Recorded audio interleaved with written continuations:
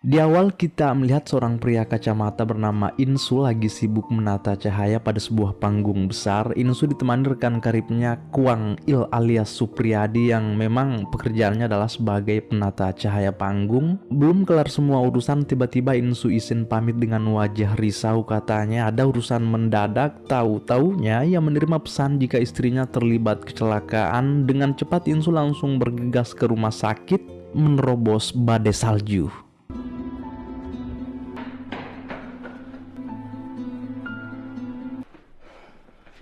Setelah sampai di rumah sakit, Insu melihat wanita cantik sedang nangis terseduh-seduh sendirian. Insu sempat duduk di sampingnya, namun karena ia juga sedang berduka dan masih sibuk mencari ruangan istrinya, Insu tak menghiraukan tangisan wanita itu. Lalu terlihat Insu sudah ada di hadapan istrinya yang bernama Sujin. Insu sangat tidak menyangka jika istrinya ternyata sekarat. Itu artinya kecelakaan yang menimpahnya luar biasa dahsyat.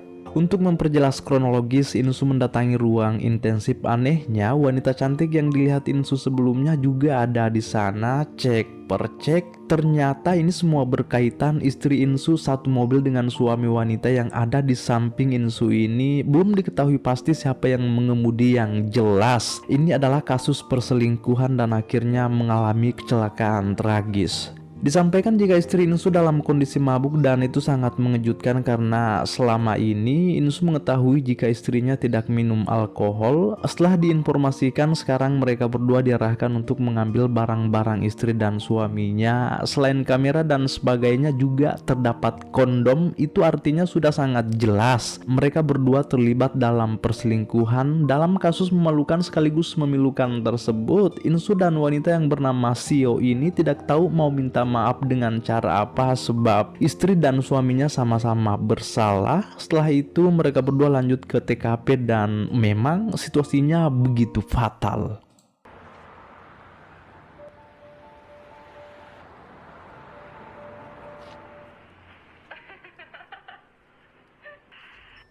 Ketika Sio mengecek kamera hitam itu, terdengar ada suara desahan. Sio begitu sangat terpukul melihat video suaminya sedang selingkuh dengan istri orang lain, lebih tepatnya istri dari Insu sendiri yang kini sudah kembali ke rumahnya. Sedang Sio ternyata kembali ke rumah sakit untuk melihat kondisi suaminya Yon yang ternyata sekarat juga. Di rumah, Insu sangat stres memikirkan istrinya yang begitu tega mengkhianatinya. Padahal Insu sudah kerja siang dan malam hanya untuk ia seorang. Saking beratnya pikiran Insu sekarang, ia sampai-sampai mimisan, dan karena sudah tidak nyaman lagi tinggal sendirian di rumah ini, di suatu waktu Insu memutuskan pindah ngontrak di sebuah apartemen. Namun secara kebetulan Seo ternyata tinggal di apartemen ini juga.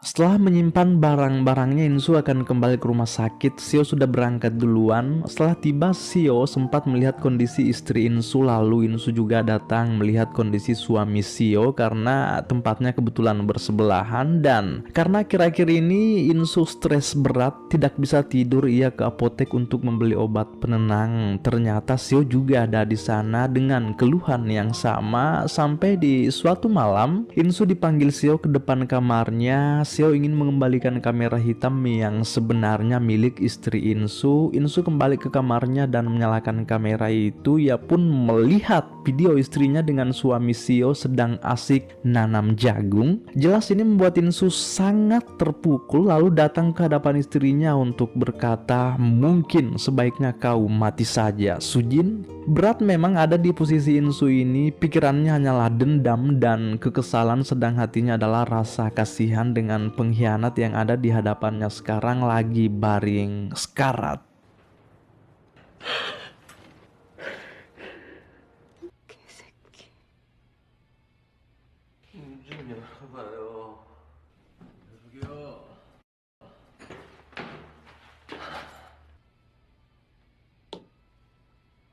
Setelah peristiwa memilukan ini, yang ada pada diri Sio hanyalah kesedihan demi kesedihan. Bahkan ia sudah nampak mayat hidup, ada tapi tiada. Sesekali Insu mendekatinya sekaligus memberinya semangat jika bagaimanapun hidup harus tetap berjalan. Jikalau kata filosof awal mempunyai gagasan jika kehidupan ini tidak stagnan dan akan terus mengalir, maka masalah seberat apapun pasti bisa dihadapi dan pada akhirnya akan baik-baik saja. Namun sepertinya itu tidak masuk pada kamus Sio yang sudah terlalu dalam terluka. Sampai di suatu hari Nina, Insu dan Sio barengan untuk menghadiri pemakaman Sujin, istri dari Insu sendiri. Memang orangnya masih terbaring sekarat di rumah sakit, namun keluarga telah menganggapnya tiada karena rasa malu dan demi menjaga kehormatan dalam tradisi. Mereka berdua terlihat melewati persawahan luas hingga sampai di sebuah pedesaan. Insu dan Sio sudah datang ke rumah keluarga Sujin untuk melakukan ritual kematian, namun pihak keluarga malah mengusir mereka berdua, bahkan disebut sebagai sampah. Begitu pulang, Sio hanya bisa terus menangis dalam mobil. Pedih sekali perasaannya hingga menyuruh Insu untuk berhenti sejenak biar bisa keluar melampiaskan semuanya.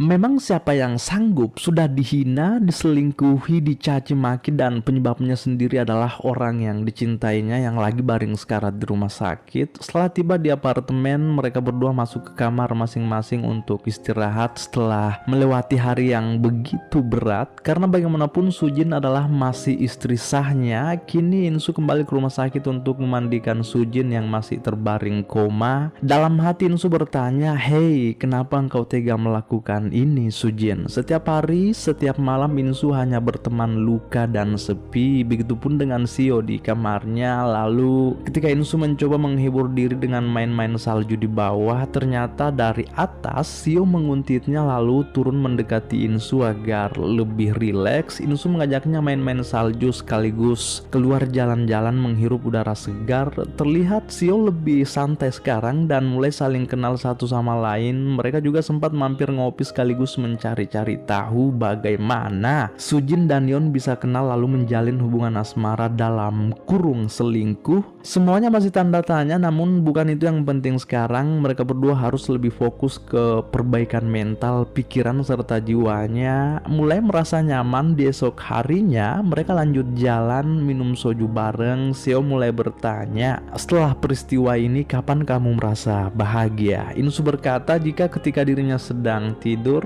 sambil tawa tertawa dalam sakit, mereka berdua mulai saling menguatkan. 그때 선봤었어요. 여자가 매력 있나 봐요. 깨어나면 어떻게 하실 거예요? 복수하려고요.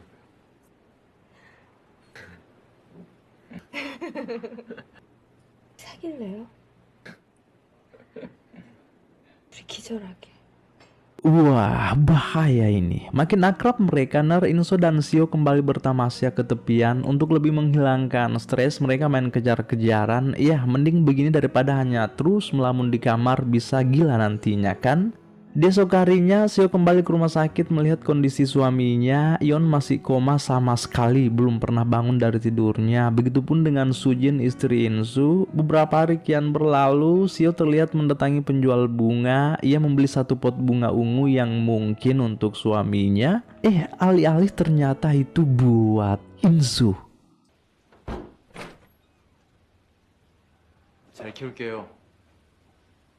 Apakah ini sebuah pesan jika mereka bahkan mulai saling menyukai juga? Kita lihat nanti, Di suatu pagi, ketika Seo baru saja bangun dari tidurnya, ia melihat pesan ajakan jalan dari Insu. Tidak pikir panjang, Seo langsung mengiyakan. Mereka berdua sedang ke pantai. Di sana mereka terus ngobrol-ngobrol. Seo juga sempat mengajak Insu foto bareng. Terpancar raut bahagia dari wajah Seo bisa kenal lebih dekat ke Insu. Begitupun dengan Insu sendiri. Sebenarnya, sepulang dari sini Insu mengajak Seo makan apel di kamarnya. Dalam situasi ini Insu terlihat cukup gugup dan nyaris mengiris tulis tangannya saat mengupas apel itu. Seo berkata, "Sini biar aku saja." Lalu Insu terlihat berdiri untuk mengambil tisu. Namun yang aneh di sini, dari belakang Insu terus memandangi Seo. Entah kenapa, perlahan ia mulai menghampiri Seo lalu merapikan rambutnya yang turun terurai ke pipi. Jelas Seo begitu kaget, dan apakah maksud dari Insu itu? Tidak ada percakapan apa-apa. Insu langsung jongkok dan memalingkan Seo tepat di hadapannya. Sangat mengerti apa maksud Insu sekarang. Ia pasti ingin balas dendam dengan istrinya Sujin, terlepas ia memang terlihat mulai nyaman dengan Seo sendiri. Tetapi ketika Insu hendak merayu lebih lanjut, tiba-tiba ada seseorang mengetuk pintu. 누구세요? Gawatner, ternyata itu ayah mertua Insu. Agar tidak ketahuan jika ia sedang bersama seorang wanita di dalam, gerak cepat Insu langsung menyuruh Seo sembunyi di toilet. Setelah itu barulah ia membuka pintu. Ayah mertuanya kemari sebab ingin diantar ke rumah sakit untuk melihat kondisi Sujin. Insu pun bergegas mengantarnya, namun ketika hendak sampai di parkiran, Insu beralasan jika ia lupa mengunci pintu kamarnya dan menyuruh si kakek untuk menunggu di bawah saja. Insu telah kembali menemui Seo yang masih di dalam toilet. Niat sebelumnya tidak dilanjut, Insu hanya langsung meluk Seo dan menghelai rambut di keningnya. Jelas itu bukan gerakan spontan, namun tindakan atas dorongan hati yang mulai terasa bergelora saat bersama. Mereka berdua mulai saling mencintai terlepas dari keinginannya untuk balas dendam dari perbuatan suami dan istri mereka, Sujin dan Yeon maksudnya Ner. Beberapa hari kian berlalu, mereka berdua kembali melihat pasangannya masing-masing, namun sekarang ternyata sudah beda ruangan. Seo duduk di samping suaminya, menatap wajahnya sambil menyesalkan semua perbuatannya dengan Sujin. Seperti biasa, mereka kembali janjian. Sebelum Insu datang, Seo memastikan apakah dirinya sudah cantik atau belum, padahal BAB sambil merem aja. Seo pasti tetap cantik, bahkan kentutnya pasti akan terdengar imut.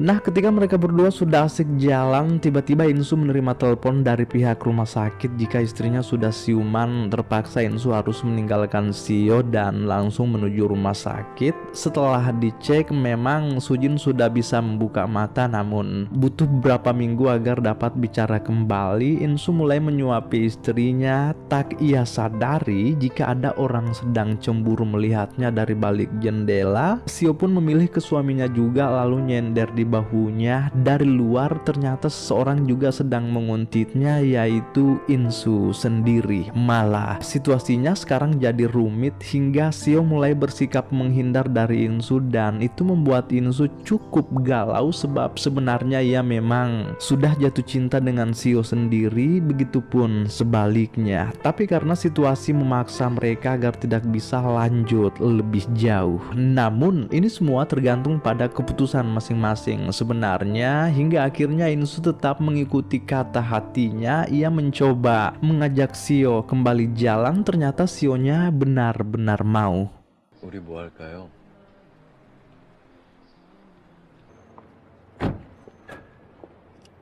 Wah, curiga. Apa maksudnya mereka berdua ke hotel ini? Namun jika dilihat dari gerak-gerik Insu menggandeng tangan Seo masuk, pasti tidak jauh dari niat awalnya, yaitu nanam jagung. Ternyata benar, Seo sudah memutuskan untuk melakukan itu dengan Insu. Ini bukan perihal dendam lagi dengan istri dan suami mereka, namun karena keduanya memang sudah saling menyukai. Bahayanya cinta di adegan ini tidak wajar dilihat, apalagi ditiru. Maaf ya.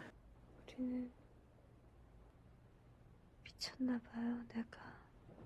Sampai di malam hari mereka masih stay di sini. Tak lama ada panggilan masuk dari pihak rumah sakit. Seo diperintahkan untuk menemui suaminya sekarang karena kondisinya makin parah. Namun Seo beralasan jika nanti besok baru bisa merapat, soalnya ada urusan penting. Setelah telepon mati, ia pun lanjut main tebak-tebakan bareng Insu. Bahagia sekali mereka berdua. Nah, tiba di esok paginya barulah Seo buru-buru ke rumah sakit diantar oleh Insu. Ketika dokter sudah keluar dari ruangan, tiba-tiba ada firasat buruk. Seo langsung menanyakan bagaimana perkembangan suaminya. Sekarang sang dokter berkata, "Maaf sebesar-besarnya Nyonya, suami Anda sudah tidak bisa terselamatkan lagi."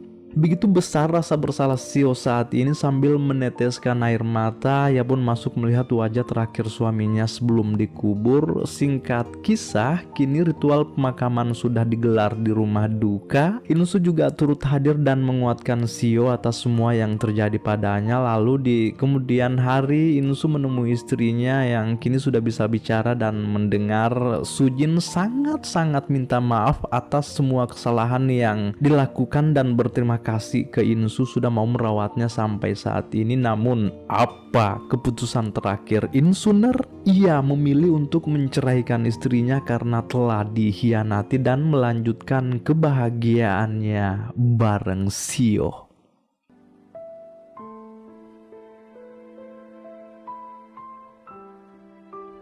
우리 어디로 가는 거예요? 어디로 갈까요?